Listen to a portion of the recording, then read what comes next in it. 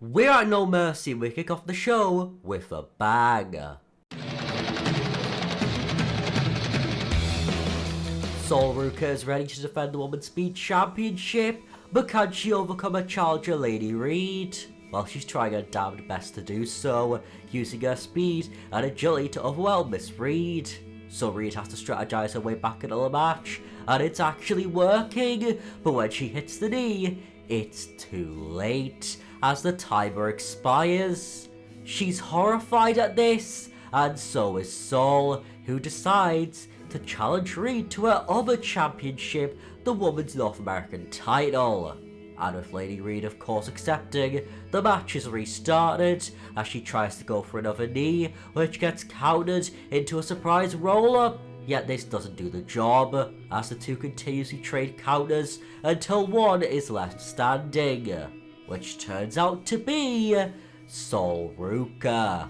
As after a slight unwanted distraction from Zarya, the double champ snatches Reed's soul to pick up the win and remain a double champion. Ruka proves herself, even though her night isn't done with just yet. As up next, it's time for the NXT Women's Championship match between Lola and Jayne. Though with Fallon Henley and Jasmine Nix at ringside, Ruka come back on out to force them to the back. It's gonna be a fair one-on-one match, which horrifies the champ, who tries to run away from the challenger, which doesn't work. So she tries rolling her up once she's back in the ring, which also doesn't work, as this leads to her being battered by strikes left, right and centre. And Jacy for once actually faces the music head on. She goes blow for blow with Lola as best as she can. Though due to her MMA background, Vice City is overwhelming Jayne City. The reign of Jayne may be over, although she gets one opening and takes it with one lucky shot, which is quickly followed up with a second discus forearm. But she doesn't realise how close she is to the ropes, which allows Lola Vice's dreams to stay intact. So she signals for a third, although this one gets countered, as the Lola Vice connects a spinning back fist and effectively collapses into the cover. And just like that, we have a new NXT Women's Champion. It's the biggest moment of Lola Vice's WWE career. She has reached the peak of the NXT mountain, so how the hell do we follow this? Well, after a pure fight, it's time for some pure patriotism, as Tavion Heights is looking to bring the North American title back to North America and away from the Canadian Ethan Page. But can he get the job done? Well, due to All Ego's experience factor, he's able to control a big majority of the match. Though no matter what he does, Tavion continues to kick, which greatly aggravates the champ, leading to him making a simple mistake, as Heights is able to let loose and fire on all cylinders.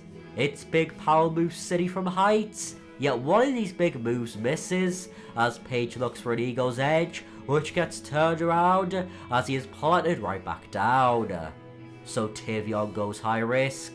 He wants a high reward, but Page gets up too quickly and tries to take him down, which ends up in disaster, as the challenger is able to counter the champion and drive him back down to the mat, as he then pulls off an iconic moment, Shooting Star pressing All Ego to keep him down for the free. We have another new champion. Tavion Heights has won his first piece of NXT gold. But up next, it's not about gold. It's about settling a score and ending a nightmare once and for all. As with Blake Monroe and Jordyn Grace ready, the match is on, and it's a hellacious affair. Monroe is fighting like her life depends on it. The switch from match to match is startling, and of course, the Juggernaut loves this, as she brings her own intensity to the match, and then some. But neither can seemingly put the other away, as both keep on evading the other's finishing blow. However, when Jordyn actually does connect hers, it's on the outside of the ring. And due to the ample time it took to get back into the ring, this allows the former Mariah May to kick out at 2. Grace is horrified at this, so she goes for one more Grace Driver, which massively backfires as Blake is able to counter as she double underhook DDTs her before sprawling into the cover, gaining her only a 2 count. Now it's Blake who is horrified as the Juggernaut rises and demands for her to bring it, as the two begin to slug it out of one another. Neither have the advantage, but once they stagger, Blake is able to quickly grab Jordyn and drive her down with her second double underhook DDT. And with a third, to ensure the job is done, Blake goes into the cover to pick up the win. She's beaten the Juggernaut again, and now the whole roster is on notice that Blake Monroe isn't ready to play. And neither is Ricky Saints, who is looking to end the endless reign of the ruler and dethrone the NXT champion over Femi. But can he do this in the main event of No Mercy? While the match is on, and he's bringing the fight to the champ, trying to use his agility to his advantage, which seemingly isn't helping his situation, as he ends up getting powerbombed to the outside of the ring.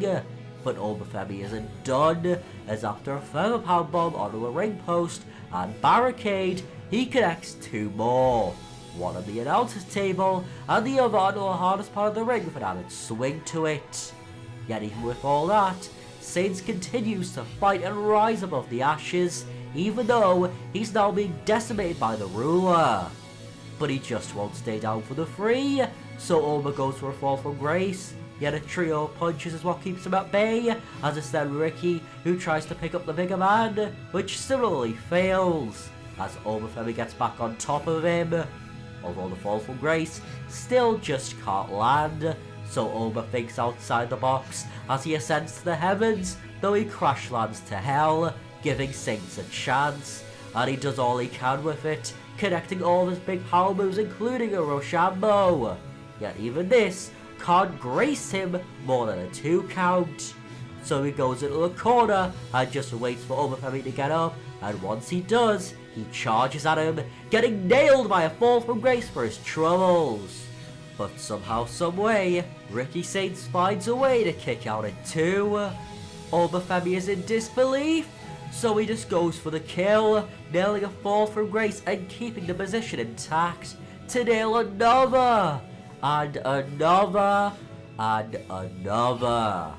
Until finally, Femi releases his grip, going into the cover for just a 1 count. Ricky has life, or so you think, as he's dead on his feet. The kickout came from sheer instinct, as with one vicious uppercut, Femi goes into the cover and picks up the big win. He remains on top of the NXT mountain as the men's NXT World Champion, yet as he's celebrating, something horrifying occurs, which we see backstage. As we see downed corpses left and right, Joe Hendry, Jordyn Grace, Lash Legend, Saul Ruka, Trick Williams, you name them, they've been wiped out. And as Femi watches on helplessly, we see Mustafa Ali, Matt Cardona, Cedric Alexander, and Eric Young all on the ramp. All men have been absent in the NXT NA war until right now, as whilst they stare holes through the champ gets ambushed by none other than Nick Nemeth. He's back in WWE, and he has just wiped out the NXT champion. Where the hell do we go from here? Well, we're just gonna have to wait and see. As if you like this story, I think this might interest you.